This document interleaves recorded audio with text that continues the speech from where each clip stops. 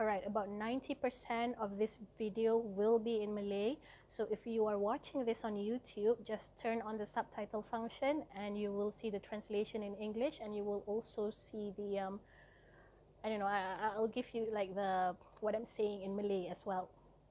And if you are watching this on Facebook, please head over to my YouTube channel and turn on the subtitle function, because I don't like doing the subtitle thing on Facebook. It's really annoying. And if you want to support me, please watch me on YouTube. Right. Hey everyone, welcome back to my channel, Learn to Speak Malay Like a Local. My name is Lisa, and today I would like to share with you some of the main reasons that compelled me to start this Speak Malay Like a Local channel, and just trying a new kind of teaching method. I will share my reasons 100% in Malay, so that, you know, some of you have been asking for this, so perhaps this can help you familiarize yourself with the way Malay people speak, at least in the Kuala Lumpur, Selangor area, because that's where I'm from. Alright, also part of the reason why I'm doing this is because if you've been following me for a while now, you would notice that I fall ill quite an embarrassing number of times within a year. I'm not exactly in the pink of health right now, and I know the reason is because I haven't been sleeping enough. So I'll take better care of myself so that I can continue bringing you videos on how to speak Malay like a local. Alright, onwards to 100% in Malay. Let me do the mental switch. Okay, sekarang saya cakap bahasa Melayu 100%. Saya mulakan dengan memperkenalkan diri saya dulu. Nama saya Lisa dan saya mengajar orang luar cakap bahasa Melayu pasar. Jadi sebab pertama saya mulakan rancangan Speak Malay Like a Local ni ialah untuk membantu orang luar bunyi tak kekok sangat. Sebab saya kesian tiap-tiap kali saya terserempak dengan orang luar, macam contohnya Mak Saleh ke, cara dia cakap bahasa Melayu tu macam baca buku teks ataupun macam nak berpidato. Macam bahasa Melayu rasmi lah saya rasa, macam saya cakap dengan pegawai kerajaan. Jadi bahasa Melayu pasar ni dia lebih mudah, dan bila orang belajar bahasa Melayu pasar, dia akan rasa macam lebih terpanggil untuk belajar bahasa Melayu sebab lagi senang. Jadi itu sebab pertama, saya kesian dengan diorang sebab bunyi kekok. Sebab yang kedua ialah untuk diri saya sendiri. Masa saya kecil, saya boleh cakap bahasa Melayu dan bahasa Inggeris sama banyak lah. Saya belajar dengan selari. Jadi mak ayah saya boleh cakap dua-dua juga, sebab tu saya boleh belajar dua-dua bahasa. Pergi sekolah kerajaan, cakap bahasa Melayu. Balik rumah, cakap bahasa Inggeris dengan keluarga. Jadi semuanya okey. Sampailah saya habis sekolah menengah dan saya pergi ke college untuk buat A-levels, sebab saya nak pergi ke luar negara, melanjutkan pelajaran ke luar negara. Jadi bila saya masuk Taylor's College, kat situ saya buat A-levels selama 2 tahun. Kat situ ada ramai pelajar asing, pelajar dari luar Malaysia. Jadi banyak orang cakap bahasa Inggeris. Jadi selama 2 tahun saya cakap bahasa Inggeris. Lepas tu habis A-level, saya pergi ke United Kingdom dan saya duduk di United Kingdom selama 4 tahun. Jadi duduk di negara orang putih, cakap bahasa orang putih lah, lagi 4 tahun cakap bahasa Inggeris. Kawan-kawan saya yang duduk serumah dengan saya pun bukan orang Malaysia. Kawan-kawan yang sekuliah pun bukan orang Malaysia. Jadi memang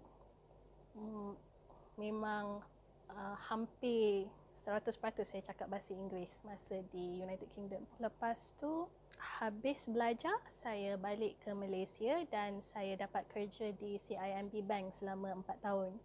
Jadi di CIMB pun agaknya sebab saya kerja dekat HQ dalam bahasa Melayu, headquarters bahasa Melayu, saya tak ingat, minta maaf ya. HQ lah, saya kerja di mula-mula Jalan Raja Laut, lepas tu KL Central, selama 4 tahun.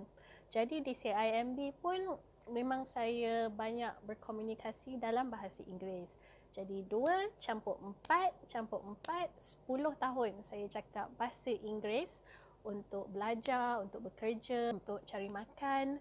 Jadi bahasa Melayu tu dia lama kelamaan sebab 10 tahun saya tak guna, dia jadi berkarat lah. Jadi bila saya balik ke Malaysia, lepas saya habis belajar, saya tak rasa apa-apa lagi sebab nak cakap benda senang-senang ni memang tak ada masalah. Nak beli pisang goreng ke, nak ajak kawan keluar ke, semua ni benda yang sangat asas, bahasa Melayu asas.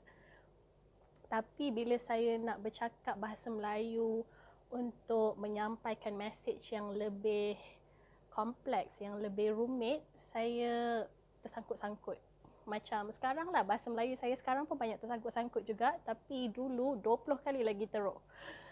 Jadi, maaf ya cerita panjang sangat. Jadi, maksud saya, sebab kedua saya nak mulakan rancangan ajar orang cakap bahasa Melayu ni sebab bahasa Melayu saya sendiri pun teruk.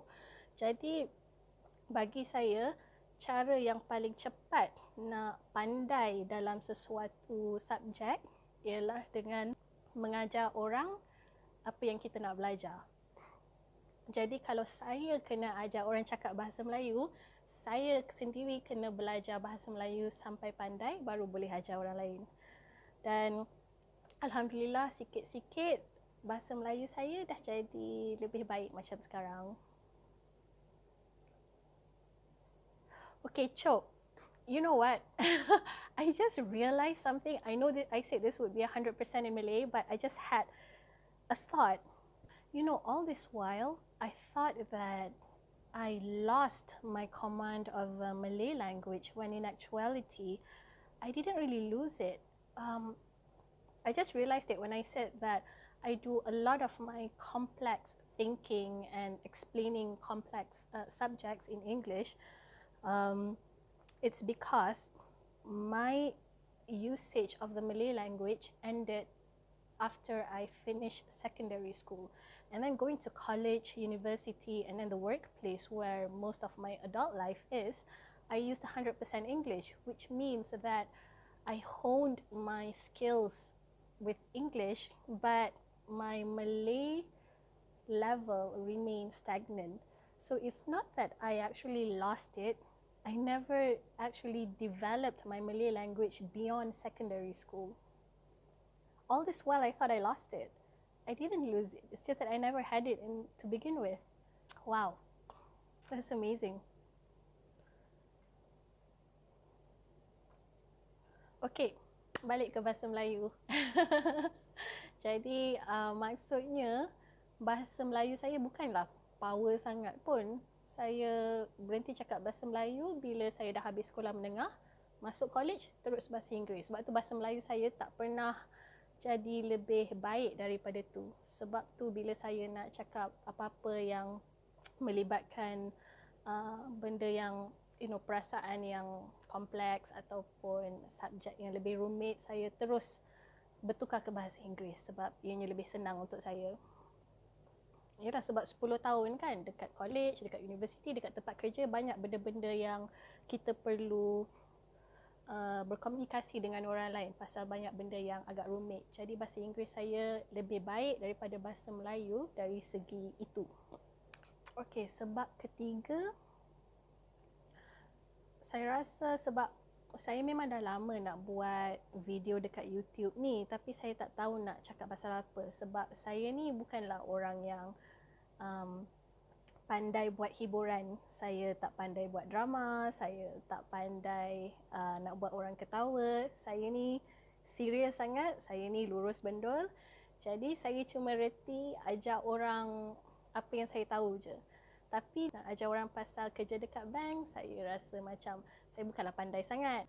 Nak ajar orang melukis ke, guna Photoshop ke, fotografi ke, entahlah, saya rasa macam ada banyak lagi orang yang lebih pandai. Ini bukan bermaksud saya tak akan buat, saya akan buat, cuma saya tak ada keyakinan diri sebelum ni. Jadi saya fikir-fikir apa yang orang di luar Malaysia tak tahu yang saya tahu. Jadi saya fikir-fikir bahasa Melayu pasar lah, tak ramai orang buat. Jadi kalau saya ajar bahasa Melayu rasmi, itu banyak cikgu bahasa Melayu yang pandai ajar. Bahasa Melayu pasar memang tak ramai orang buat.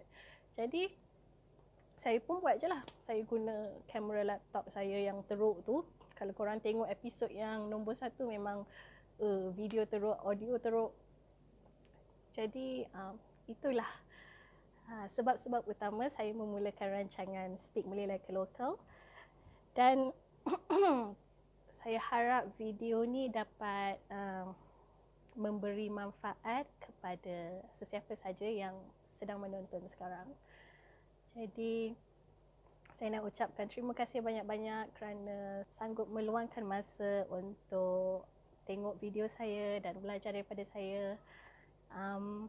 Itu je lah kot. Okay, tukar balik bahasa Inggeris. So, wow, that was really challenging. And truth be told, I did not expect that I could speak Malay that, I mean, it wasn't that fluent, but you should have seen me when I just came back from the UK. It's as if I was a foreigner myself. I had all the vocabulary and all the comprehension and grammar in my head, but it was locked somewhere and I have to find the keys, and it took ages. And it's only when I started teaching you guys Malay that my own command of the Malay language came back to me slowly. It's really encouraging. I feel very happy. Yeah, that's it for today's video. And if you like what I'm doing, please like, share and subscribe. Let me know if you like what I did for today's video, and if you want me to share other stories in Malay so that you can familiarize yourself with the language more. Until then, I'll see you again next time. Bye!